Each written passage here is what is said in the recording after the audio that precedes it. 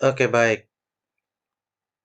Shalom dan selamat berjumpa kembali anak-anakku yang ada di rumah masing-masing. Bersyukur buat kesempatan ini kita boleh dijumpa kembali dalam pembelajaran tematik tema 4, subtema 2, pembelajaran 4, 5, dan 6. Anak-anak, untuk memulai pelajaran ini kita akan menyimak materinya dan anak-anak silakan berdoa masing-masing di rumah. Pak Guru memberi kesempatan dan silakan anak-anak memulai berdoanya. Baik anak-anak, kita lanjut pada materi. Materi pembelajaran 4 ini kita masih membahas tentang seputaran berbagai macam jenis pekerjaan. Dalam pertemuan-pertemuan sebelumnya, kita juga sudah membahas tentang macam-macam jenis pekerjaan. Nah, anak-anak bisa melihat di layar handphone atau layar laptop anak-anak, setiap orang dapat memiliki pengetahuan, keahlian, dan keterampilan yang berbeda-beda satu dengan yang lain. Hal itu menyebabkan ada berbagai jenis pekerjaan yang berbeda. Setiap pekerjaan saling melengkapi satu sama lain.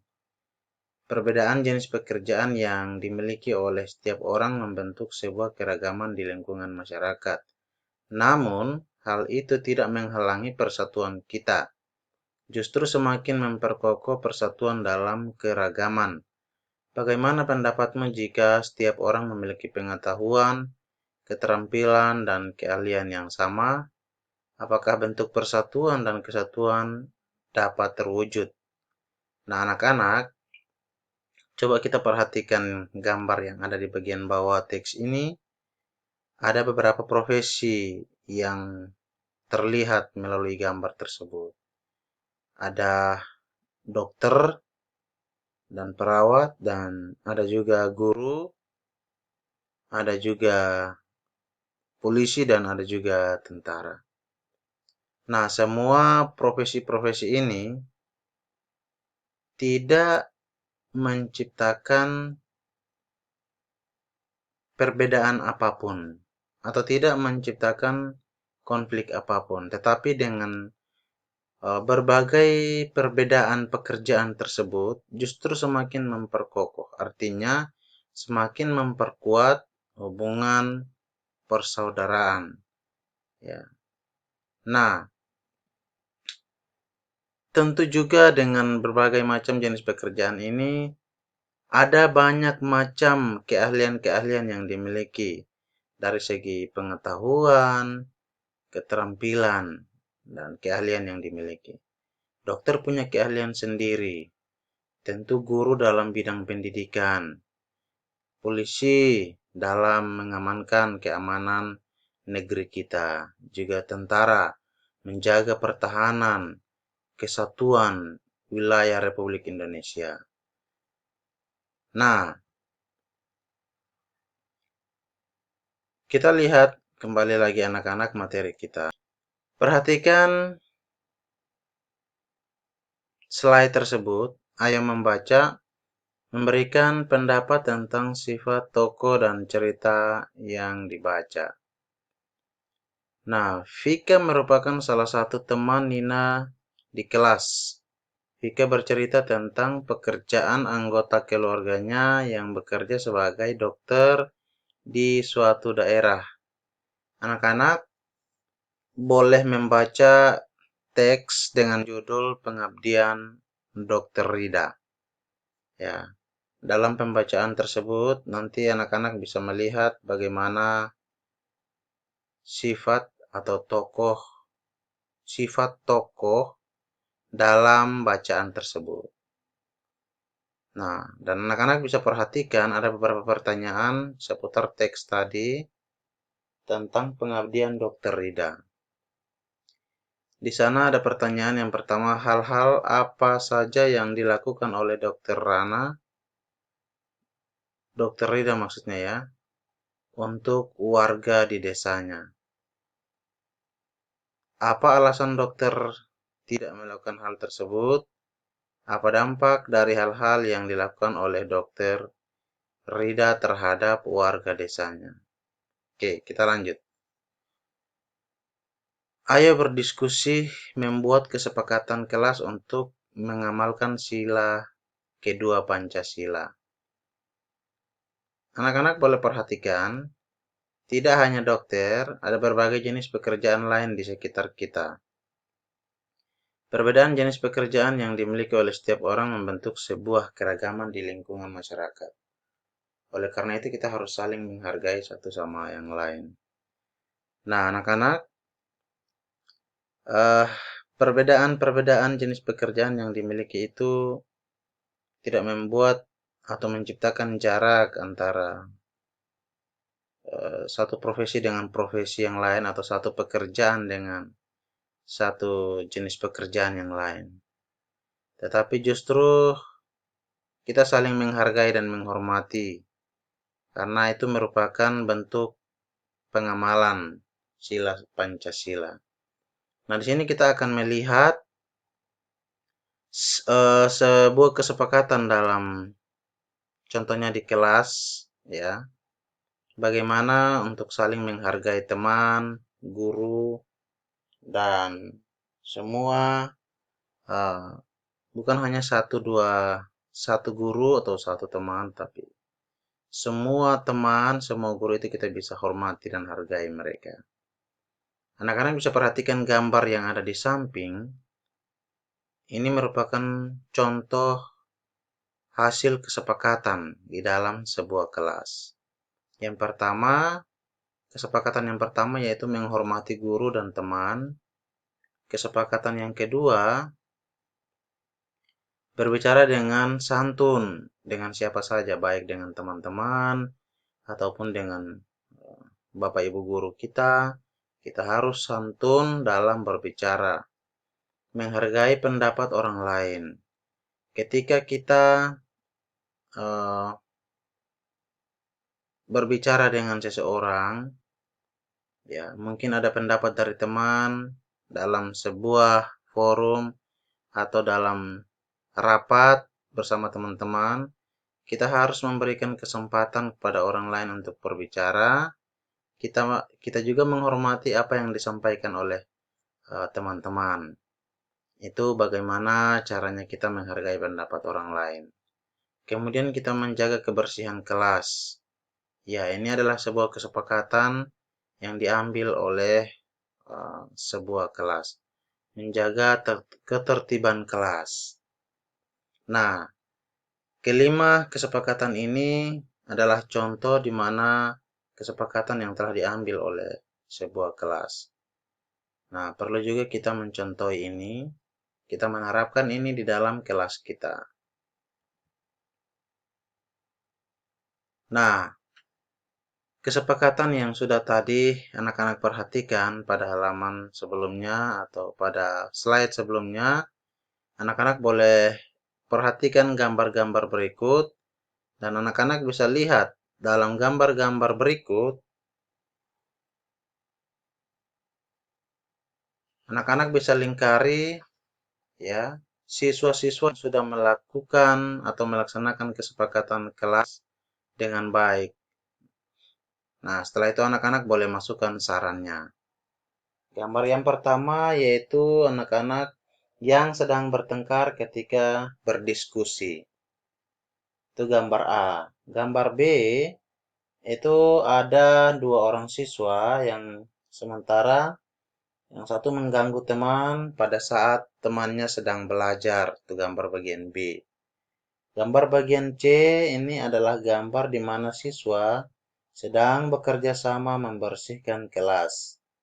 Dan yang keempat atau bagian D, gambar D, menghormati guru. Nah, anak-anak bisa perhatikan dari keempat gambar ini, gambar manakah yang telah melakukan kesepakatan.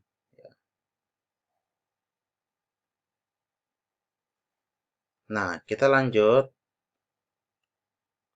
Pada pembelajaran yang kelima, anak-anak bisa perhatikan, pada akhir pekan keluarga Nina selalu meluangkan waktu untuk bekerja sama membersihkan kebun di rumah mereka. Lahan di rumah Nina dimanfaatkan ayah untuk menanam berbagai jenis tanaman seperti jahe, cabai, dan tomat. Sebagian hasil kebun dijual ayah ke pasar. Nah, pekerjaan apa saja yang terlibat dalam kegiatan tersebut, mulai dari mengolah tanah, kebun, hingga menjadi tanaman tersebut dapat dikonsumsi oleh masyarakat. Nah, anak-anak, di sini adalah keluarga Nina yang selalu meluangkan waktu untuk bekerja sama, di mana ya ayah dari Nina adalah seorang petani, di mana lahan mereka itu dimanfaatkan oleh ayahnya untuk menanam tanaman seperti jahe, cabai, dan tomat. Nah, dalam pekerjaan dari ayahnya Nina, ini adalah seorang petani dan tentu melibatkan beberapa tenaga atau pekerjaan di sini. Nah, untuk mengangkut hasil tanaman atau hasil panen dari Nina ini tentu melibatkan contoh kayak sopir. Nah, itu juga adalah salah satu jenis pekerjaan. Dan ada juga transportasi tentu yang pasti dipakai oleh ayah dari Nina. Nah, kita perhatikan hasil identifikasi tentang kegiatan ekonomi dan berbagai jenis pekerjaan yang terkait di lingkungan sekitar. Di beberapa wilayah di Indonesia, jagung dikonsumsi sebagai makanan pokok pengganti nasi. Salah satu daerah yang masyarakatnya mengkonsumsi jagung adalah Weluli. Nah, Weluli ini adalah salah satu desa di Kota Belu, Nusa Tenggara Timur. Mereka di sana mengkonsumsi jagung bose sebagai makanan pokok mereka. Kemudian kita lanjut.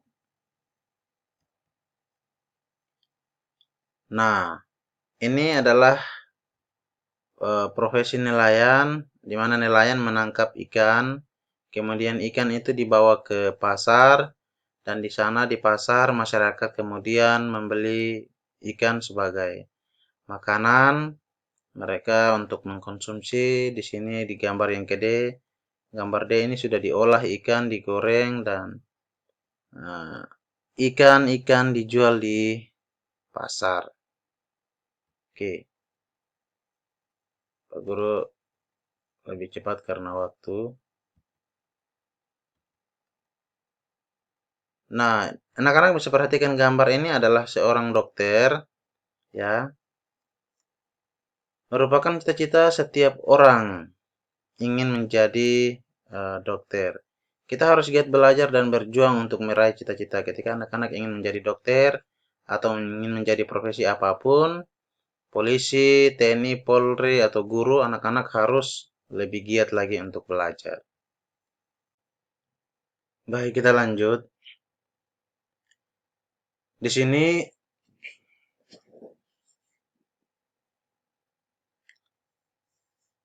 untuk anak-anak, Pak Guru memberikan kesempatan buat anak-anak silakan membaca teks yang ada di halaman 72 dengan judul Cita-Cita Rani.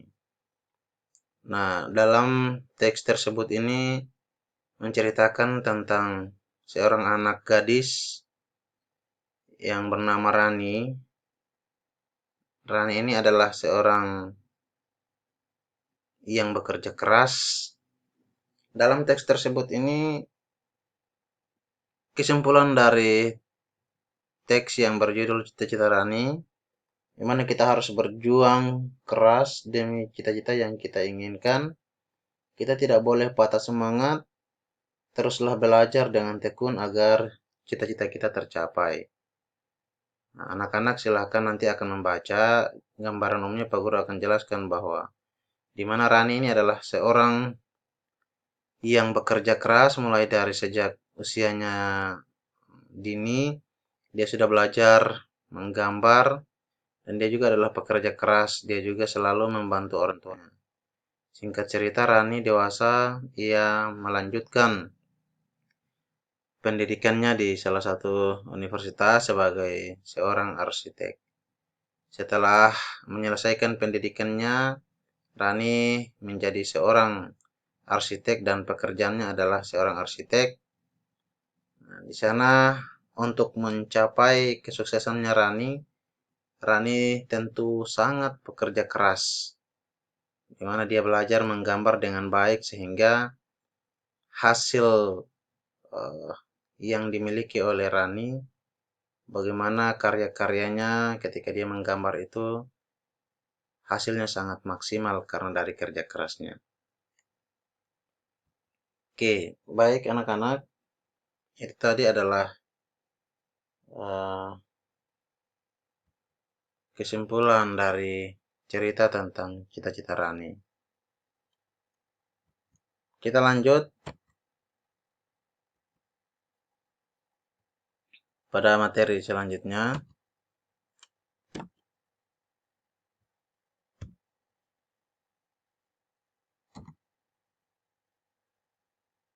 Nah, ayo berdiskusi. Membedakan sikap yang sesuai dan tidak sesuai dengan nilai-nilai Pancasila. Kerja keras itu tidak dapat dipisahkan dari kehidupan manusia sejak dahulu hingga sekarang. Manusia harus bekerja keras untuk dapat bertahan hidup. Salah satu hasil kerja keras yang dapat kita nikmati sekarang yaitu kemerdekaan. Kemerdekaan tidak akan terwujud tanpa kerja keras. Kerja keras merupakan wujud pengamalan nilai-nilai Pancasila. Selain kerja keras, kita juga harus menghormati dan dapat bekerja sama dengan orang lain. Saling menghormati, bekerja sama, merupakan pengamalan sila kedua Pancasila, yaitu kemanusiaan yang adil dan beradab. Sila ini menekankan pentingnya menghormati hak-hak orang lain, misalnya saat kita berdagang. Sebagai pedagang, kita dituntut untuk bekerja keras melayani pembeli.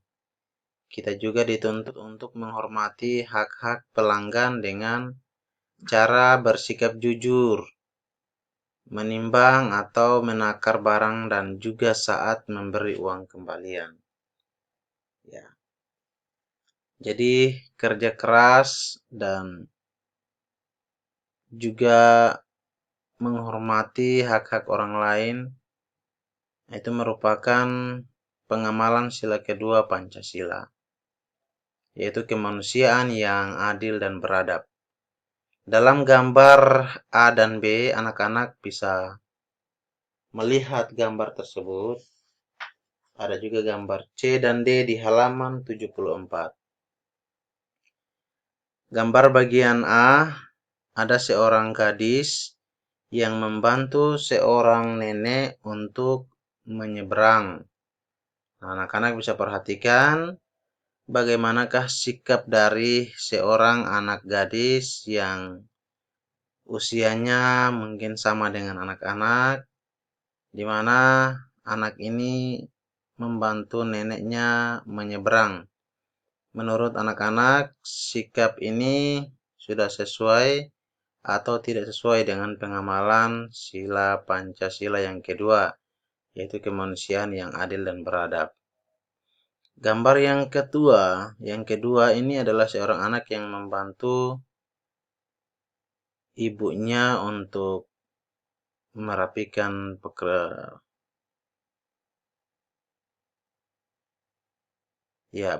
pakaian.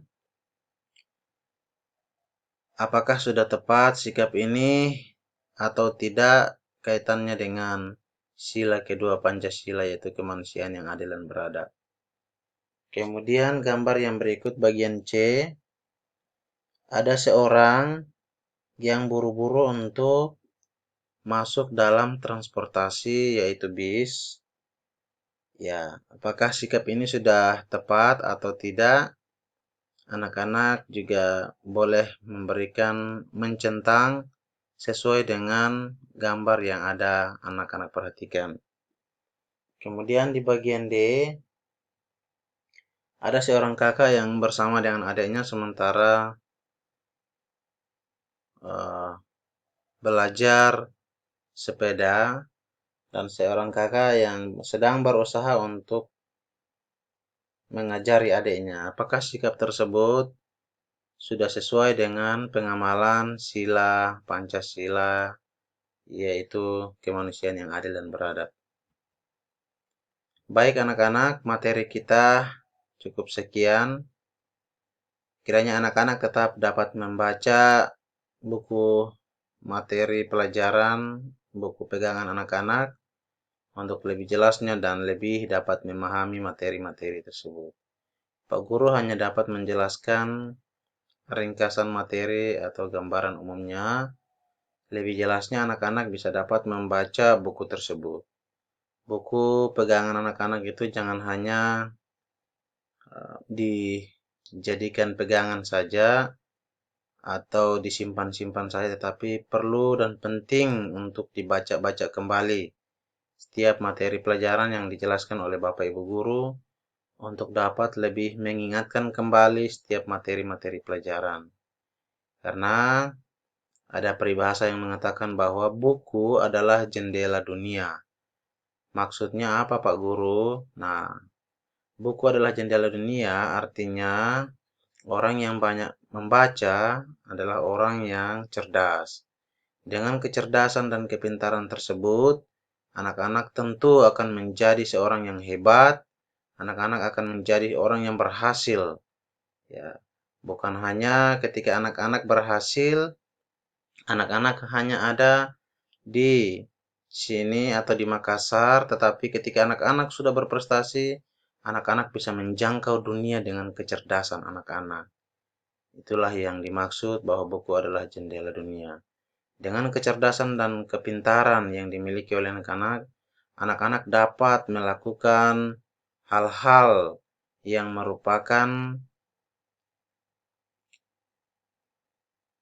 hal-hal yang sangat penting dan hal-hal yang sangat urgent. Ya, anak-anak bisa menjadi seorang yang sangat berguna bagi bangsa dan negara. Demikian informasi yang dapat Pak Guru sampaikan melalui materi kita pada hari ini. Sekian dan Tuhan Yesus memberkati. Anak-anak mengakhiri materi pelajaran kita dengan berdoa masing-masing di rumah. Sampai jumpa di dalam pertemuan-pertemuan kita yang akan datang. Tuhan memberkati.